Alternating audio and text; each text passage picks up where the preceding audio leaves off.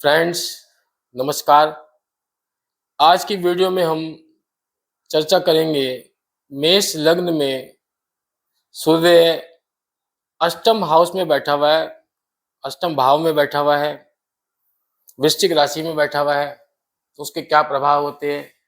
ये मेष लग्न की मैंने कुंडली बनाई है और सूर्य इसमें यहाँ बैठा हुआ है, अष्टम भाव में वृश्चिक राशि में बैठा हुआ है। तो हम इसके प्रभाव की चर्चा करेंगे, इसकी दृष्टि की चर्चा करेंगे और विस्तार से इसको हम समझने की कोशिश करेंगे, डिकोड करने की। तो फ्रेंड्स, मैं कहना चाहूंगा कि सूर्य 5th हाउस का स्वामी होकर के अष्टम भाव में बैठ गया है। यहाँ का स्वामी है 5th हाउस का। तो 5th हाउस से हम उच्च शिक्षा, संतान पक्ष, सडन गेन, शेयर बाजार, लॉटरी सट्टा से, और इसे हम पुत्र भाव और लक्ष्मी भाव भी कहते हैं इसे, 5th हाउस को। अब 5th हाउस का लॉर्ड यहाँ पे अष्टम में बैठा हुआ है। तो पहले हम ये समझेंगे कि अष्टम हाउस से हमें क्या क्या देखने को मिलता है। तो अष्टम हाउस से हम आयु देखते हैं कि व्यक्ति की आयु कितनी लंबी होगी, या उसका मृत्यु देखते हैं। और अष्टम हाउस से हम रहस्य भी देखे जाते हैं यहाँ से, और सडन इवेंट की बात भी हम अष्टम हाउस से करते हैं। जीवन में आने वाले संकट, गुप्त विद्या, तंत्र विद्या और ससुराल पक्ष, विरासत, बीमा, ये सब हम अष्टम हाउस से देखते हैं, अष्टम भाव से देखते हैं। और हम यहाँ सूर्य के प्लेसमेंट को समझे कि सूर्य यहाँ बैठा है तो उसकी प्लेसमेंट कैसी है। तो पहले मैं प्लेसमेंट की बात करूंगा। सूर्य यहाँ 5th हाउस का लॉर्ड है और वो अष्टम भाव में मंगल की राशि में बैठा हुआ है, वृश्चिक राशि में। सूर्य और मंगल मित्र है। सूर्य आत्मा का और मंगल ऊर्जा का कारक है। यहाँ सूर्य की जो प्लेसमेंट है अत्यंत शक्तिशाली और उग्र स्थिति उत्पन्न करती है। दोनों अग्नि तत्व की राशि है। यह प्लेसमेंट व्यक्ति को गूढ़ विषयों जैसे ज्योतिष विज्ञान, फोरेंसिक विज्ञान, मनोविज्ञान, इसकी तरफ ले जाती है। उस व्यक्ति की जो अंतर्दृष्टि है वो बहुत ही मजबूत होती है, जिससे वह छिपी हुई बातों को भी आसानी से समझ लेता है। और ऐसे व्यक्ति अपनी भावनाओं पर और अपनी योजनाओं पर किसी को जाहिर नहीं होने देते। अपनी भावनाओं और योजनाओं को किसी पर जाहिर नहीं होने देते, वे उसे गुप्त रखते हैं। हर किसी से अपने प्लानिंग को शेयर नहीं करते और एकांत पसंद करते हैं, आइसोलेशन। यह स्थिति अचानक ही धन लाभ जैसे वसीयत से, पैतृक संपत्ति से, जैसे बड़े बदलाव देकर लाभ देती है इंसान को, व्यक्ति को। कार्य क्षेत्र में भी कभी कभी बड़ी सफलता और कभी कभी बहुत बड़ी गिरावट भी देखने को मिलती है, उतार चढ़ाव रहता है।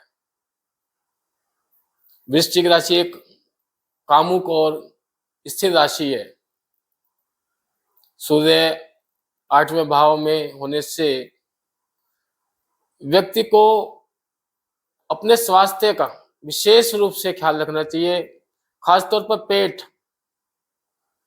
या गुप्त अंगों से संबंधित समस्याओं के लिए उसे सावधान रहना चाहिए।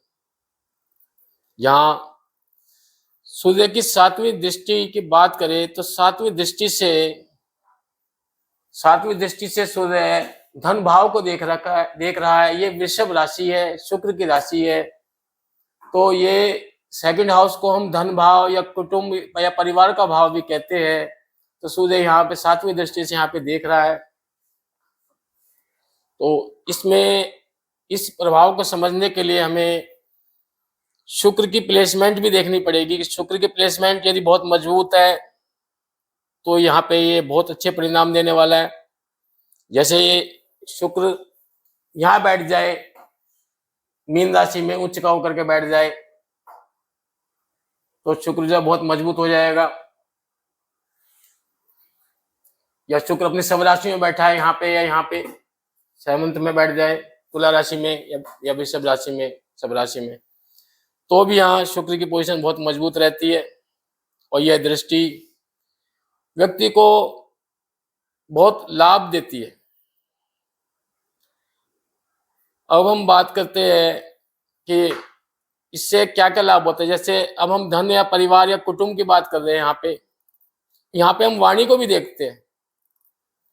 सूर्य यहाँ पे देख रहा है तो कभी कभी व्यक्ति की वाणी जो है बहुत कठोर हो जाती है और आधिकारिक सूर्य की तरह से आदेशात्मक हो जाती है और बिना घुमाए फिराए हुए व्यक्ति अपनी सीधी बात कहता है और दूसरे को बुरी लग जाती है और मतभेद बढ़ने के चांस हो जाते हैं, क्योंकि सूर्य संघर्ष के भाव में बैठा हुआ है। तो वो धन को जमा करने के लिए व्यक्ति को थोड़ा संघर्ष करना पड़ेगा, बचत करने के लिए बहुत संघर्ष करना पड़ेगा। पैसा आएगा पर अचानक खर्चों की संभावना बन जाएगी। तो यदि हमारे जो शुक्र की पोजीशन मजबूत है, जैसे मैंने बताया मीन राशि में उच्च का होकर बैठा हुआ है या सब राशि में बैठा हुआ है, वृषभ राशि में या तुला राशि में 7th हाउस में, तो हम बचत कर पाएंगे। और नहीं तो जो पैसा आएगा वो खर्च भी होता जाएगा। और 2nd हाउस यहाँ परिवार की भी बात करता है, कुटुंब की बात करता है। तो सूर्य की जो दृष्टि है उसको समझेंगे तो सूर्य जो है गर्मी महसूस करवाता है, गर्म ग्रह है। व्यक्ति परिवार के प्रति अपने बहुत जिम्मेदार रहता है, लेकिन कभी कभी अपनी बात मनवाने के लिए जिद पे अड़ जाता है, क्योंकि सूर्य की गर्मी है। अष्टम भाव का सूर्य गुप्त धन का भी कारक है। इसकी दृष्टि 2nd हाउस पर होने से वसीयत, बीमा या ससुराल पक्ष से आर्थिक लाभ मिलने के योग भी बनते हैं। सूर्य की अष्टम में वृश्चिक राशि में प्लेसमेंट हो और शनि और शुक्र की प्लेसमेंट फेवरेबल न हो या मजबूत ना हो,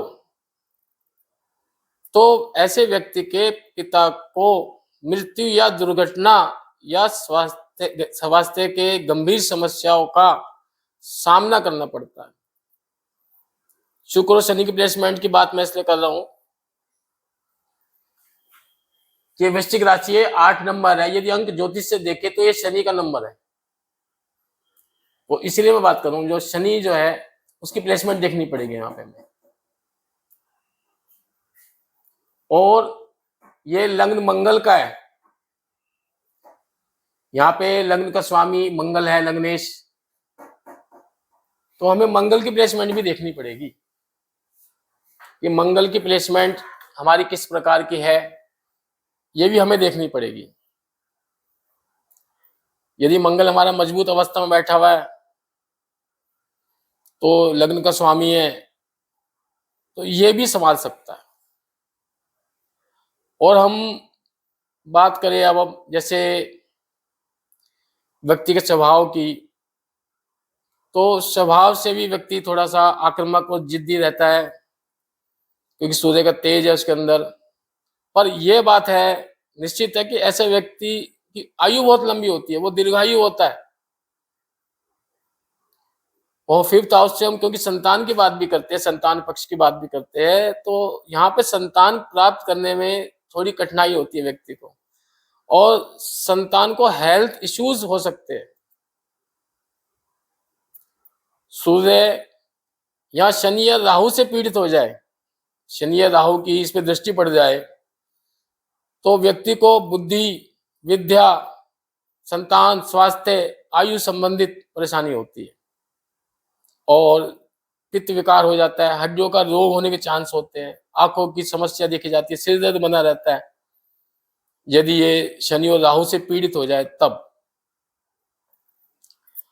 यहाँ मंगल देव की स्थिति हम देख रहे हैं, जैसे मैंने बताया आपको, यदि मंगल वृश्चिक राशि में का स्वामी है जैसे, और लग्न का भी स्वामी है, क्योंकि 8 नंबर है, वृश्चिक राशि है, उसका भी स्वामी है, और जहां लग्न में 1 नंबर है मंगल, उसका भी स्वामी है मेष राशि का। यदि मंगल सर्वग्रही होके अपने इन वृश्चिक राशि में, या सर्वग्रही होकर मंगल यहाँ बैठ जाए इसके साथ, या यहाँ बैठ जाए लग्न में, तो भी स्थिति बहुत बढ़िया रहती है।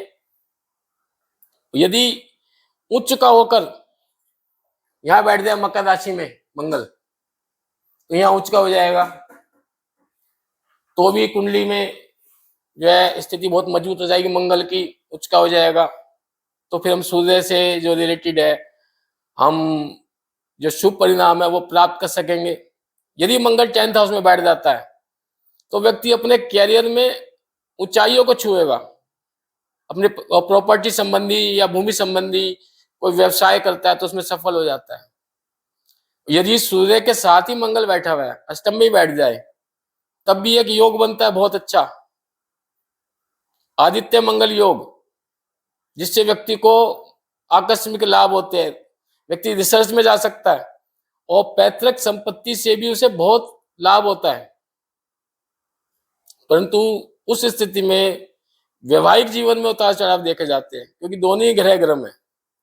व्यक्ति क्रोधी और जिद्दी हो जाता है, वो उसके रिश्तों को खराब करता है। और फ्रेंड्स, यहाँ पे सूर्य 3 नक्षत्रों में हो सकता है,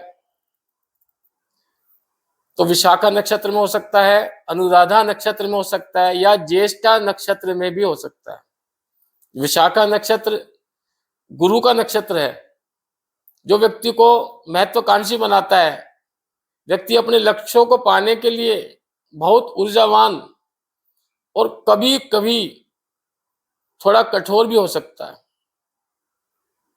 और जो अनुराधा नक्षत्र है वो शनि का नक्षत्र है। यह नक्षत्र संतुलन और मित्रता का प्रतीक है। यहाँ सूर्य होने से व्यक्ति में गुप्त विद्याओं के प्रति गहरी रुचि और विपरीत परिस्थितियों में भी धैर्य रखने की क्षमता पैदा होती है। अब हम बात करें ज्येष्ठा नक्षत्र की, तो यह बुध का नक्षत्र है। यह नक्षत्र नेतृत्व और सुरक्षा का प्रतीक है। ज्येष्ठा में सूर्य व्यक्ति को मानसिक रूप से बहुत शक्तिशाली, चतुर और सुरक्षात्मक स्वभाव का बनाता है।